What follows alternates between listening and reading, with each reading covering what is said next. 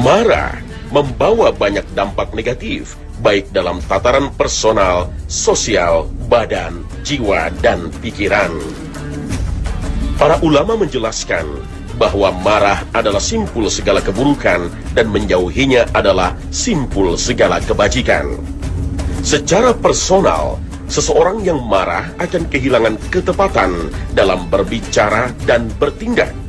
Logika menjadi tumpul, bahkan mandul. Pelakunya cenderung memaki, mengumpat, menghina, mengucapkan kosakata kotor dan tidak beradab, menimbulkan banyak sesal kemudian. Posisi dan kedudukannya di mata orang lain menjadi jatuh, dan inilah ladang yang disukai setan. Rasulullah Shallallahu Alaihi Wasallam bersabda, dua orang yang saling mencaci maki adalah seperti dua setan yang saling menjelekkan dan saling mendustakan. Hadis sahih riwayat Ibnu Hibban. Seorang ahli adab melukiskan, seseorang yang sedang marah berarti jiwa kebinatangan dan kebuasannya sedang aktif. Seluruh urat dan ototnya menegang, darahnya mendidih. Karenanya ia berkeinginan untuk menggigit, mencakar, mencekik, menginjak, atau menendang. Jika demikian, hampir tak terlihat perbedaan dirinya dengan binatang. Secara sosial, amarah menumbuhkan sifat benci di dalam hati, menyimpan keburukan di dalam jiwa, bahkan berakibat kepada menyakiti dan menjauhi sesama kaum muslimin. Selanjutnya akan tumbuh sikap permusuhan, terputusnya silaturahim, dan tercerai-berainya tatanan kehidupan dan hubungan masyarakat. Sedangkan dampak negatif marah terhadap fisik, jiwa, dan pikiran, cukuplah kita mengingat bahwa seorang hakim tidak diperbolehkan memutuskan suatu perkara dalam keadaan marah. Beginilah Islam menetapkan prinsip ini. Mengingat betapa marah memiliki dampak yang sangat luas dan mendalam, baik di dunia maupun akhirat, maka saat ada seorang sahabat meminta resep Islam, secara singkat Rasulullah Shallallahu Alaihi Wasallam hanya bersabda, jangan marah.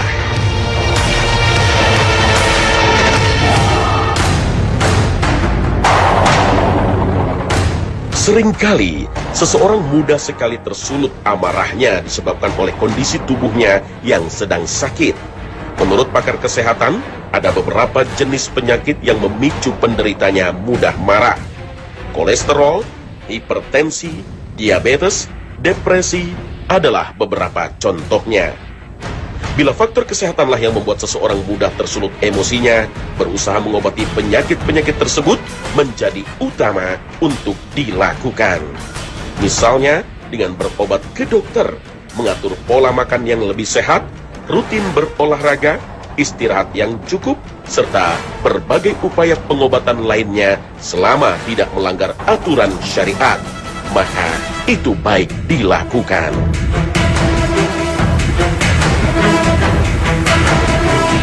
Marah merupakan salah satu senjata syaitan yang menggiring manusia itu kepada kebinasaan.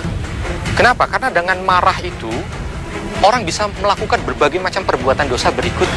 Dari marah dia bisa berkata kotor, dari marah dia dendam, dari marah bahkan dia bisa membunuh. Maka syaitan menjadikan jerat ini untuk membawa manusia kepada neraka. Nauzubillah min dzalik. Pertanyaannya sekarang, siapa dari kita yang tidak pernah marah? Semua dari kita pernah marah. Padahal Rasulullah SAW menegaskan, la taghdab falakal jannah. Kamu jangan marah, maka kamu akan mendapatkan surga. Saudaraku, mari kita mencoba belajar dari apa yang disampaikan oleh Rasul. Di saat kita marah, ternyata Rasul memberikan solusinya agar kita bisa mereda amarah kita. Apa yang diajarkan oleh Rasul?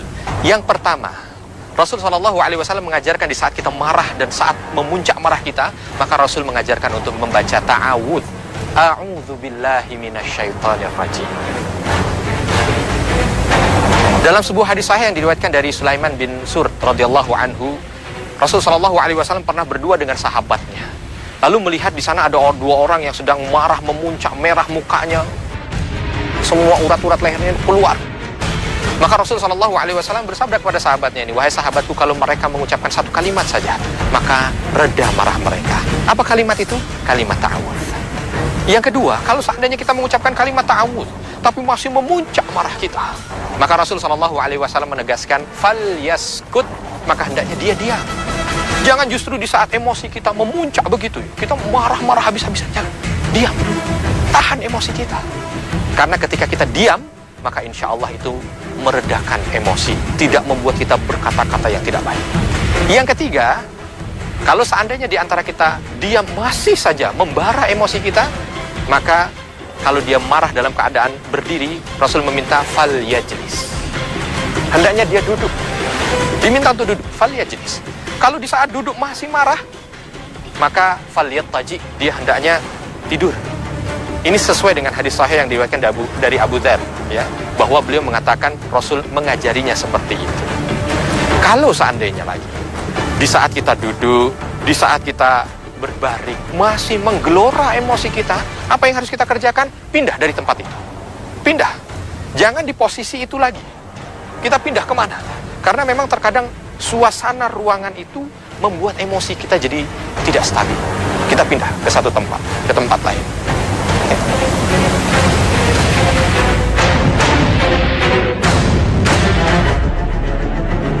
Jangan lupa pula untuk senantiasa berdoa kepada Allah Subhanahu wa Ta'ala, Zat yang Maha membolak-balikan hati kita.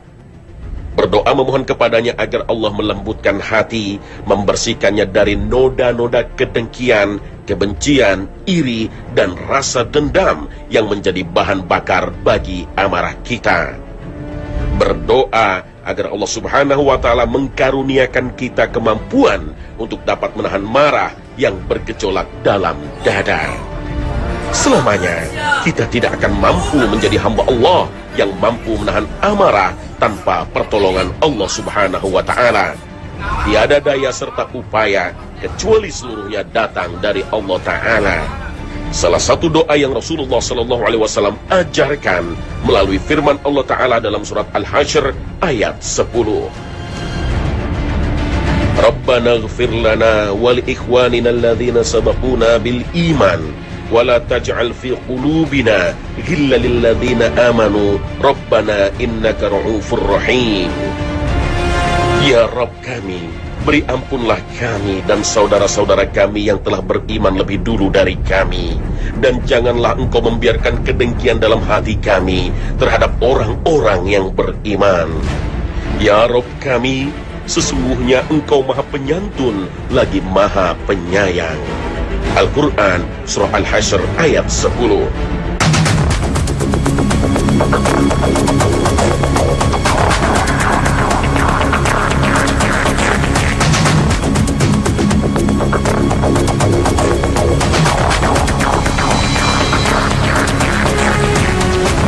Jika di saat kita pindah tempat, tetapi emosi kita masih ada tersisa, bahkan mungkin masih sedikit memuncak, maka Rasul SAW menegaskan, innal ghadaba minasyaitan wasyaitan khuliqa minan nar, bahwasannya marah itu dari syaitan dan syaitan itu diciptakan dari api.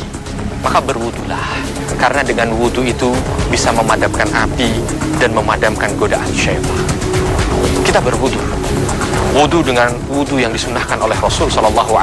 Setelah berwudu, kalau seandainya masih tersisa emosi kita, masih tersisa rasa tidak enak di dalam hati kita, maka kita ingat kebaikan-kebaikan yang sudah Rasul SAW sampaikan ketika orang itu mampu untuk meninggalkan amarahnya. Rasul SAW pernah menegaskan bahwa nanti di hari kiamat ada orang-orang itu yang akan dipanggil oleh Allah Subhanahu wa Ta'ala di hadapan semua manusia, dipuji dia.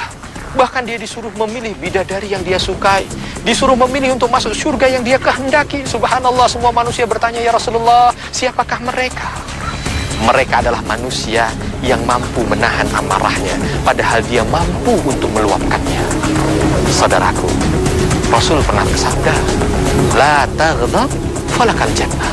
Jangan kamu marah, maka kamu akan mendapatkan surga. Siapa dari kita yang tidak mau surga? Semua mau surga. Maka di saat syaitan menggoda kita dengan amarah, jaga emosi kita. Karena dengan menjaga emosi kita sesaat, Allah akan berikan surganya selamanya kepada kita.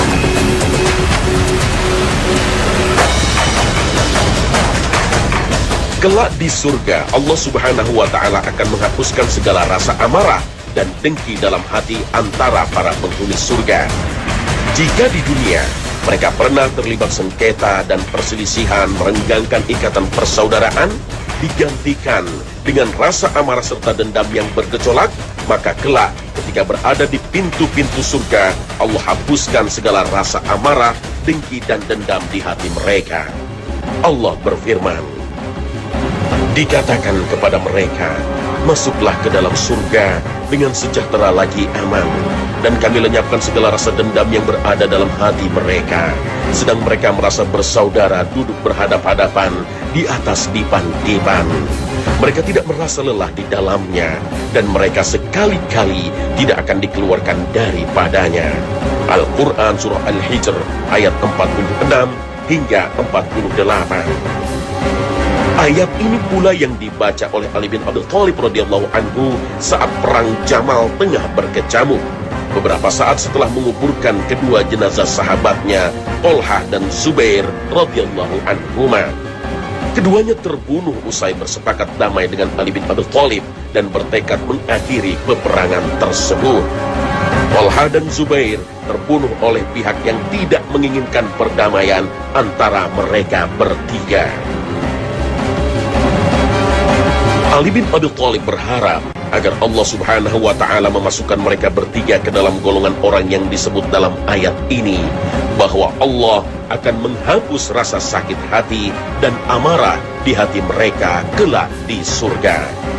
Tentu, kita pun berharap agar sifat penghuni surga ini pun melekat dalam diri kita.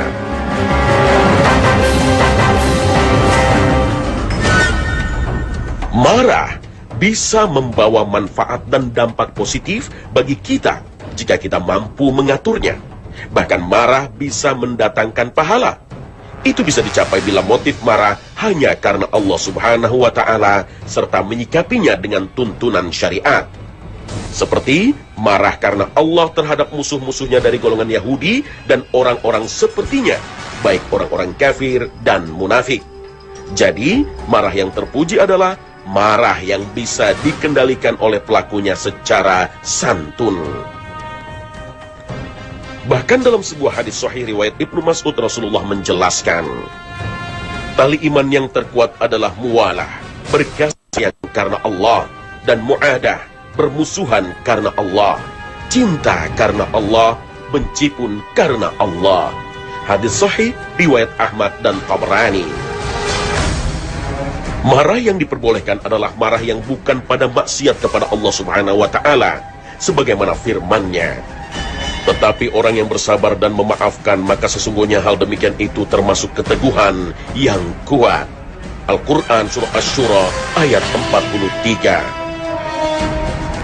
Namun, marah karena Allah saja belum cukup bila kita tidak mampu merespon kemarahan tersebut sesuai dengan tuntunan syariat. Hendaknya setiap muslim memahami dengan baik cara yang paling tepat untuk mereka lakukan sebagai wujud marah karena Allah manakala melihat sebuah kemungkaran.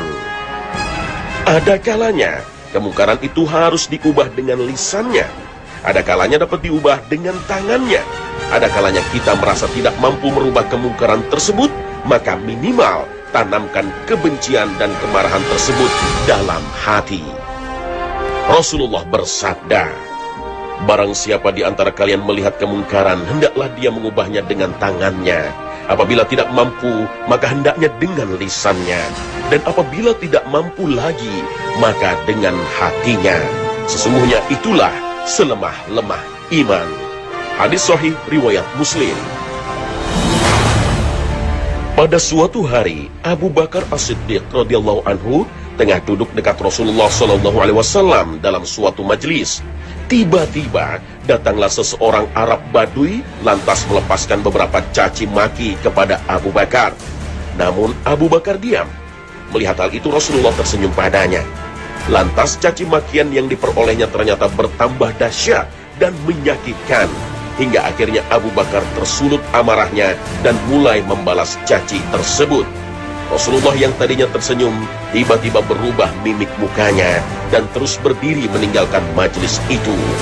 Melihat Rasulullah SAW beranjak pergi, Abu Bakar pun berdiri mengikuti beliau, lalu bertanya, "Orang itu memaki aku, dan aku berdiam diri, sedang engkau tersenyum. Tetapi kemudian setelah makiannya itu keterlaluan dan aku menangkisnya, engkau kelihatan marah, dan engkau segera berdiri meninggalkan majelis. Kenapa begitu ya Rasulullah?" Rasulullah SAW menjawab, "Ketika engkau berdiam diri mendengar kata-kata orang itu, malaikat ada di sana. Dan dialah yang membalas makian orang itu. Itu sebabnya aku tersenyum. Tetapi setelah engkau mulai menjawab, setan telah masuk ke dalam majelis itu. Tentu saja aku tidak mau duduk dalam satu majelis yang dihadiri oleh setan, wahai Abu Bakar." Rasul kemudian melanjutkan kata-katanya, "Adalah 3 macam hak yang engkau terima dari Allah. Tidaklah seorang hamba yang dianiaya orang dengan suatu penganiayaan, lalu dia memberi maaf, melainkan pastilah Allah akan memuliakan hamba itu dan berjanji akan membelanya. Dan tidaklah seorang hamba membuka pintu pemberian kepada Allah, melainkan Allah berjanji akan menambah untuknya lebih banyak."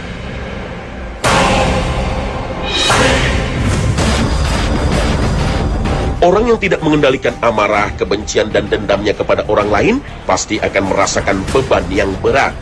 Sebab amarah yang ia terus pelihara dapat menumbuhkan benih hasad atau kedengkian. Akibatnya, ia akan merasa senang bila musuhnya susah. Sebaliknya, ia akan merasa susah dan menderita bila ternyata musuhnya senang. Oleh karena itu, Rasulullah SAW melarang kita untuk hasad kepada orang lain, dikarenakan ia dapat menyebabkan hilangnya kebaikan-kebaikan yang ada di dalam diri kita. Jauhilah oleh kalian hasad, karena ia akan memakan kebaikan-kebaikan sebagaimana api memakan kayu bakar. Hadis sahih riwayat Abu Daud. Lain halnya dengan orang yang mampu mengendalikan amarahnya dan pandai mengarahkan amarah pada tempatnya.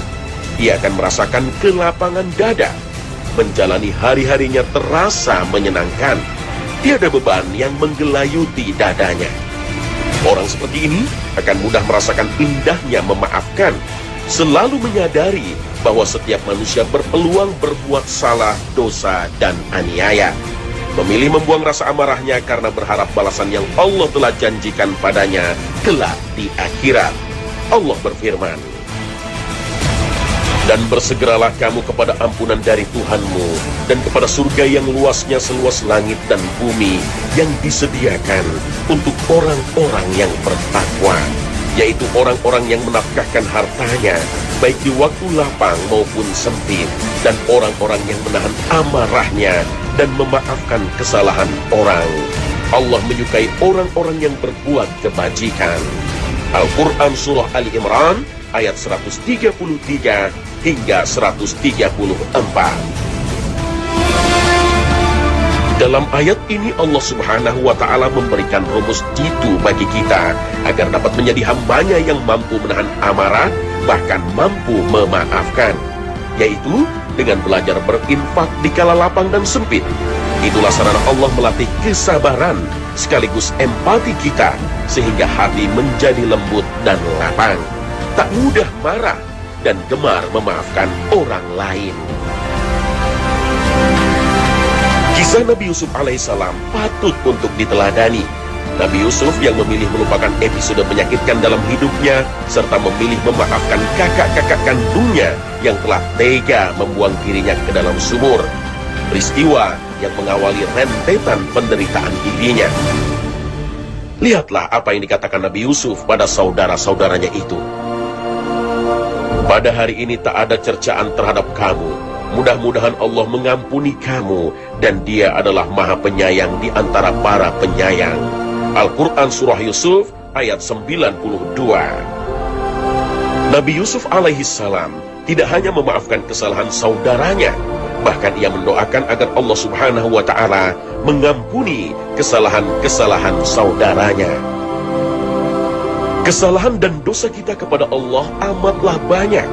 Tiap kali kita bersalah, kemudian bertaubat padanya, tiap kali itu pula Allah memaafkan kesalahan kita. Mari bersama-sama kita merenungkan firman Allah ini. Katakanlah, hai hamba-hambaku yang melampaui batas terhadap diri mereka sendiri, janganlah kamu berputus asa dari rahmat Allah. Sesungguhnya Allah mengampuni dosa-dosa semuanya. Sesungguhnya dialah yang maha pengampun lagi maha penyayang.